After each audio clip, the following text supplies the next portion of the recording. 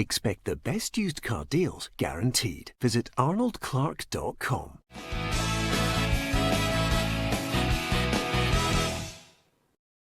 Welcome to Peter and Roughie's Football Show, sponsored by Arnold Clark. It is Thursday. Thank you very much for joining us on the show.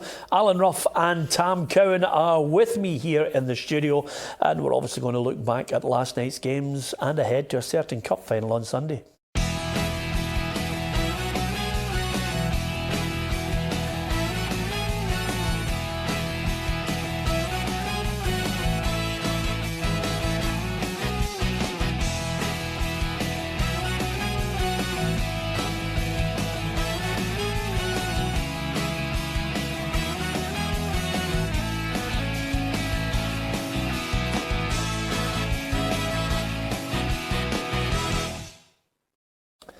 Don't adjust your television screen. It's as simple as that. Roughie is wearing pink and Tam is wearing lilac. Wow, what a combination from you two tonight. Two men at peace with themselves, Tam. Absolutely, and it's nice bright colours for Christmas. Yes, absolutely. So, with that in mind, last night's game certainly got everybody in a festive mood. It was like a roller coaster ride at one point, Roughie. Rangers looked as if they were going to be out of sight at Pittodrie, and then suddenly, I don't think anybody was tipping Aberdeen for a comeback. No, I think it's 2-0. They looked very, very impressive. I think anybody watching the game would have thought that game was going to go into maybe 3 or 4. But Aberdeen got a goal just at the right time, and it seemed to rock Rangers a wee bit. And the second half was even Steven. Obviously, the penalty shout was a big one for Rangers, but I still think Cosgrove should have taken his chance. So, it's a pizza. I think 2 each at the end was probably a right result. I noticed Darren McManus saying that, Aberdeen fighting back and getting the points shuts a few people up. I don't think it does. I thought they were terrible. Well, there were nothing to watch in the first half. I watched the full game. I had it recorded when I came back up for Paisley, watching Motherwell, who in last night's display and Aberdeen's display that I watched, I reckon we are still maybe better shout for third spot this year. I think you're right. I thought we looked really good last night, and everybody could argue, well, you were playing St Mirren, who have been no great shakes, but we looked decent, and that's another player that I can put in the mix. Peter, I told you before that as much as we're not talking about maybe losing Stevie Robinson, it's actually the playing personnel that I'm more worried about losing now. Declan Gallagher, I just have a hunch that somebody's going to come in for him in January. He's been magnificent. And then last night, James Scott, who had always up to now been really decent for Motherwell, he absolutely shone. Two belting goals. So I reckon the Vultures may swoop for him as well. But yeah, Aberdeen, they did get the comeback. And again, when you think, it'd be easy to say that, Rangers maybe had one eye in the cup final, and that's why Aberdeen came into it. But a wee bit of credit where it's due, And it could have been different, as Roughie says, if Cosgrove had put away what was deemed to be a sitter. So, yeah. But again, come Sunday, the results last night. Celtic getting a wee bit of fright with Hamilton. I think looking at the stats, incidentally, that Hamilton were very unlucky. I think they had a bundle load of chances. It wasn't just like as if it was backs to the wall and Celtic pumped them, but couldn't quite get the goals. But again, when the first whistle goes on Sunday at Hampden Park, anybody inside that stadium would be struggling to remember even what the score was midweek. Yeah, Roughie, I was panicking there. I thought he was just going to go through every game in the first answer. You see, we've got to get him. We get him at the point where we try. I think by Thursday we get him out of his BBC mode, and then he goes right back into it again 2 days later. Roughie, we're getting the best. We're getting the best out of him, and then he goes into these long-winded answers. I was just trying to rattle through them all because I'm going to the pantomime tonight.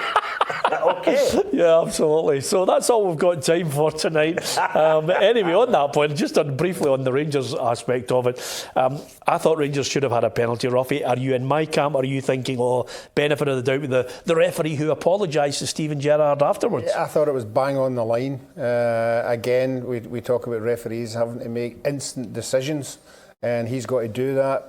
He's honest enough that he called it wrong. Obviously, in hindsight, you get a chance to watch it, but you have to, go along with him. If he thought it was just outside the box, then it's his decision. It's an honest decision. that he got wrong, and he was big enough to admit it. Yeah, and memories for you, Roughie. Apparently, Aberdeen say they're aware and investigating James Tavernier struck by a pie, which was a normal thing for you, regularly accepted as just part of the job in the 70s and 80s. Yeah, I mean, a pie, the technique is just when you catch it, not to smash it up. You still hold, but you can get a bit of it at least. Yeah. But no, I wish we wouldn't talk about these things. Just deal with it and move on. Yeah. I mean, I know we don't want people throwing things on the park. Exactly. That's a given, but we don't want to draw attention to it when it's not that serious, really, is it? Yeah, absolutely. I mean, listen, anything thrown is not acceptable in any capacity. And of course, it is one of those games which has always got a little bit of an edge to it. If anything, certain people, fans who are following this battle at the top, I agree with you, Tam. I think third and fourth is going to be really a great battle as well between Aberdeen and Motherwell.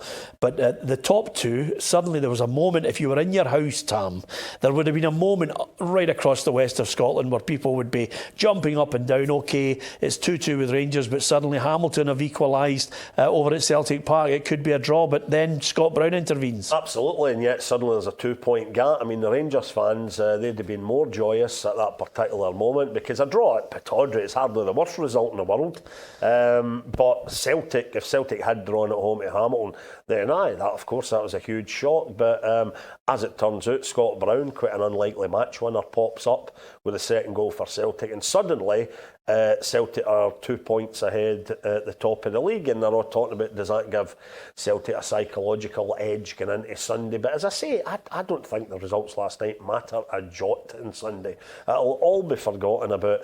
The minute that first whistle goes in, the two of them will get torn into each other. Yeah, you're absolutely right. I mean, of course, 2-1, it was nervy, but the manager, Neil Lennon, happy enough with all 3 points. I think we deserved to win. We deserved to win the game, no question. But yeah, you could just feel even before the game it was always going to be a difficult game for us to negotiate.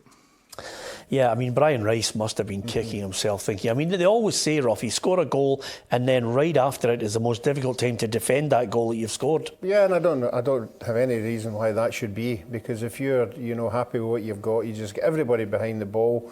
You make it really, really difficult for them to come through. I know Hamilton might be a wee bit annoyed with the injury to a player just before the goal, but if he'd have stayed on the ground a wee bit longer, maybe holding his head a wee bit longer, he might have got away with it. Well, cheating. Well, I don't know. Well, that's what they do. No, I'm saying that's what they do. Yeah. All I'm saying I get what they do, but you're advocating that they should cheat. Well, I don't know if a boy get hit in the head or not. I don't know where he get hit. Yeah. But, I mean, I've seen it before. I've seen it happening. That's what they do. They cheat. Yeah. The thing is as well, it's about... We've had Tam. Eventually. I'd hate him to be one of these witnesses that you're trying to beat out the old... The thing is about it's the old thing about riling maybe a team into action. Roughie was on the park, maybe the greatest ever example in Scottish football history, when Dave Narey upset the Brazilians and he walloped us for 4 right after it. Maybe that's what happened there with Hamilton last night. But ordinarily, I've seen it many a time, Motherwell playing against Rangers or Celtic, where you maybe scored too early, and you give the opposition way too much time to get back at you. But for the wee posse of Hamilton Accies fans that had been there last night, they were only seconds away from arguably one of their club's greatest ever results. They'd have been joyous. They'd have been back to Hamilton last night, and that's it. They had a good drink, raised a glass to their team and that. And to get a late winner for Celtic like that, let's not always look at it from Celtic's point of view, let's not always look at it from Rangers at Aberdeen. You think the other teams, Hamilton fans must have been sick last night, Well, Brian Rice was sick. He couldn't even speak to the referee afterwards. I think the general consensus in the dressing room was it was a push by Lee on young Stubbs, but listen, not here to talk about referees. It's done and dusted. Some go for you, some go against you. No, I didn't speak to the referee after the game. I've known Alan Muir for a long time. I don't speak to Alan Muir after the game. Okay, so you can tell right there and then he doesn't want to speak to the referees, and that's basically Brian Rice saying that he doesn't want to say anything untoward to them. Yeah, the worst thing in the game is losing a goal in the last minute of the game. There's nothing, you just can't do anything about it, and you've just got to get your head round it, and that incident's probably annoyed him a wee bit. But as he said, honestly, again, you know, you get things, sometimes you don't get them the next, and you move on, and I think that's a good attitude. Yeah, Celtic have won 11 games on the bounce now, but with the big cup final looming, their captain, their goal scorer, the man who got all 3 points last night, Scott Brown, says there has to be an even better performance at Hampden on Sunday. Yeah, you always have that in the back of your head that Sunday's a huge game for us, going into another cup final, but yeah, again, we need to make sure we play a lot better than that, and especially at home. Cup final, you never know what can happen, but it's about whoever turns up on the day, and we need to make sure we're ready, we're focused for that game. OK, Tam, I know you love your 0-0s, but you've got money on this one. You're going to have to go with it. You're going to have to give us your prediction on it. It's our last chance to speak to you before the cup final. I'm going to go. Always look for a bit of value when I bet on a single match. When it comes to the Old Firm games, historically, and you can check even the BBC archive with us, Yeah. I've always... Is it your job to mention the BBC every time you're on this programme? I've always wanted to look. I'll tell you what I'll do this Saturday. I'll mention PLZ. Oh, that is fantastic. You'll never get away with it. Your producer will give you a kick. Oh, you get away with everything. But no, I always look for a bit of value, and I must say, the very fact that Celtic have won the last 9 domestic trophies, the very fact that I think they still edge it in terms of personnel, and the very fact that I believe you can get them 13-10 with the bookies in the cup final, my money this Sunday's on Celtic. Yeah, it's a strange one. You wouldn't expect anything else. You know they're going to be favourites, Roughie, for this one. I don't think, I think Tam's right to point out, it doesn't have any bearing what happened last night anywhere. No, nowhere near it. You know, what the bearing is going to be is when these two team lines come out and significant players from each side are in that lineup. Everybody's saying there's match winners here, there's match winners there. For me, maybe it's just because it's me, I think the goalkeepers will have a big say in this. I think Alan McGregor has been absolutely immense in big games for Rangers.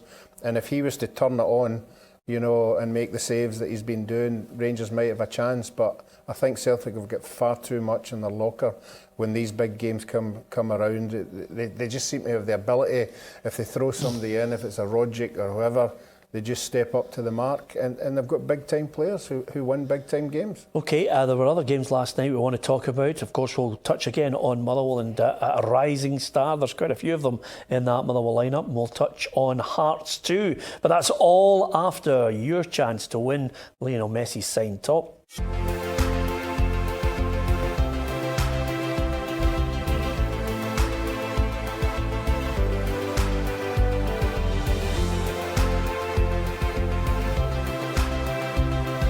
If you'd like to win this unique Lionel Messi signed Barcelona top, subscribe to our YouTube channel PLZ Soccer, and we'll announce the winner on Friday 20th of December. Good luck!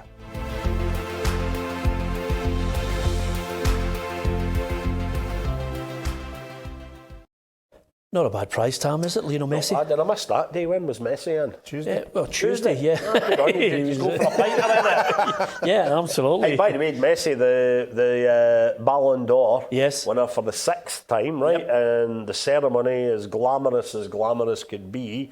But I read this week, and you think, wow, how things change. Do you know who won the first ever Ballon d'Or? Was it Sir Stanley Matthews? Sir Stanley Matthews. It was 63 years ago. Yep. And when you saw the glamour of the ceremony the other day, where do you think the first one was held?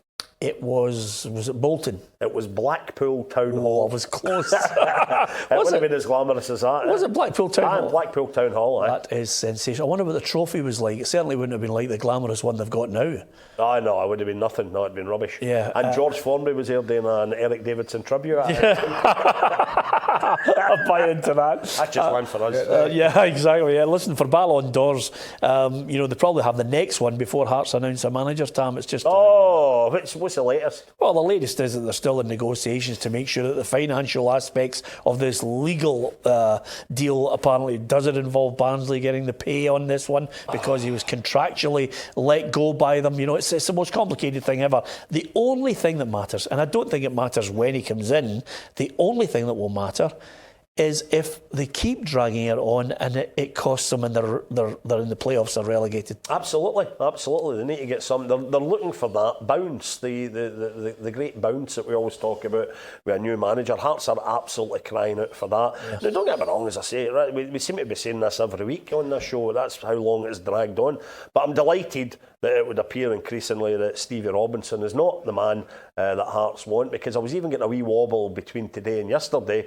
Maurice Ross, one of our coaches, he came out waxing lyrical about Stevie Robinson, saying that he rates him higher than two guys that he's worked with previously, Dick Advocat and Glenn Hoddle. Yeah. And I thought, call me a cynic, but I'm thinking, why is Maurice Ross wanting to speak out publicly in praise of Stevie Robinson? Yeah. Is he trying to keep it and say, Stevie, mind me when you go to your Yeah. next wee club? Whatever you're off and I to. think there's a move on here. And then today, Keith Lasley has come out waxing lyrical about Stevie Robinson. I think, is that Keith making sure he gets in the act as well? Yeah. So I think he's gone with him though, do you? Well, I know, but you know what, Peter? I think if the only kind of decent option now looks like Northern Ireland for Stevie Robinson, as much as I'm sure a guy like him would love that job, I just think he's such a wee buzz bomb. He's a guy that I think Roughie loves the day-to-day involvement with a club.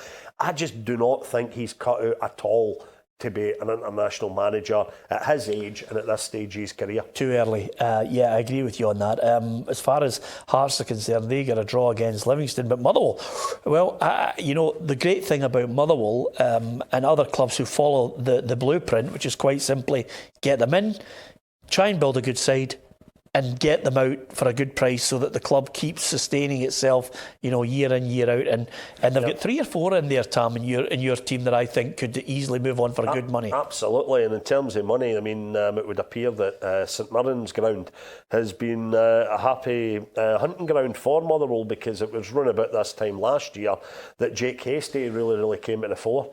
And then, of course, he went on and got his move to Rangers. He's obviously not quite broken into that team, but banging in some goals at Rotherham. And last night, James Scott, who had, he'd done bits and pieces, he'd scored the odd goal here and there.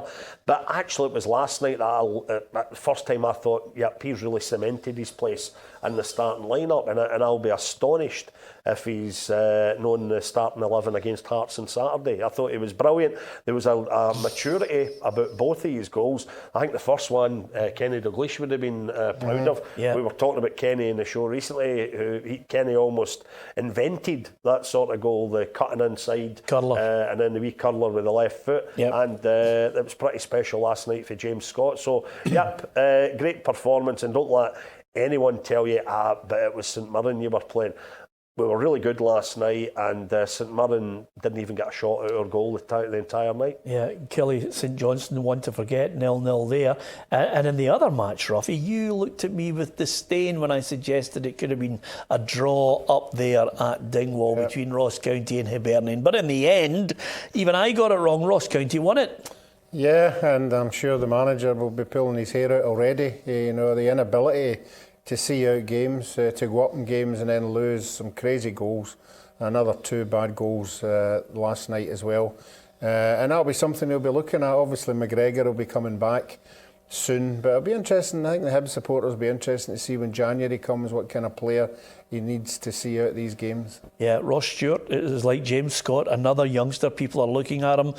You suddenly get a player in, starts banging the goals in. Good time for him to score. That increases the interest in him up there. Absolutely, and you could argue for clubs where every penny is a prisoner that as you get near the next transfer window, then it's a great time maybe to get noticed and maybe have the scouts watching you and maybe have other clubs looking after you. So Yep. I think there could be a lot of activity in this January transfer window. Yeah, I think there's going to be a fair bit of movement. Obviously, clubs will want to cash in on their prized assets, although not Morelos. I think he'll still be with us in January. How much beyond. now? It's about 70 million now, Tam. It's just going up. I wonder and up. where it'll go if he does break his old firm duck on Sunday.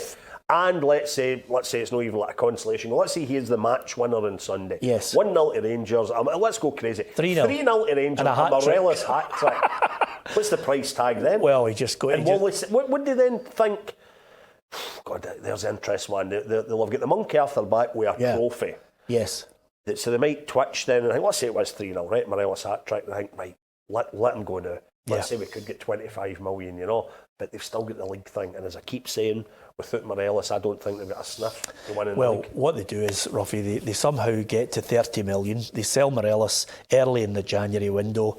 They buy someone for 10 million, take 10 million to pay off the 10 million that they need for the end of the season. And then you've got 10 million sitting in the bank. But we want 11 million for James Scott. Yes, that's a minor technicality, so there's a flaw. But hey, incidentally, see, talking about January, because I think that's an important point in any media outlet to get it out there. Yeah. Shocker that the cup games that have been rearranged, Motherwell now have to go up to Dundee, Dens Park, for the next round of the Scottish Cup on a Saturday night for a 7:20 kick-off. Now, we all know that telly rules the roost, but it's time that the clubs grew up here. And, you know, they're basically saying to Motherwell fans for this game, you know what, guys, don't bother coming. It's 7:20 on a Saturday night. Why don't you just go to your local pub and sit there with your pals? Why don't you just sit in the house? Save money on fuel, save money on ticket prices. They're trying to chase guys away from the football. And I'll tell you what as well, that's a tasty fixture. Our best chance of success this year, indeed any year, is in the Cups. Yeah. So it's a huge game for Motherwell. We really need a big support up there to push us on. And that might not be the case now. A horrendous kick-off time. and it's not exactly a great place to stay for the whole weekend, Roughie. I can't think of any nightclubs up there now that I used to go to that are still open. Well, I'm glad you said that. Yeah, yeah, absolutely. Anyway, it's Tam on his high horse with a very valid point. You can give us your view right across all our social media outlets, Twitter, Facebook. Follow us on Facebook Live, share it with your friends, and if you subscribe to our YouTube channel, you could be in with a chance of winning Lionel Messi's top signed by Lionel Messi and a certificate of authenticity as well. So good luck with the competition. Thanks to Roughie, thanks to Tam Cowan, and of course thanks to you for watching us. From Peter Martin, good night.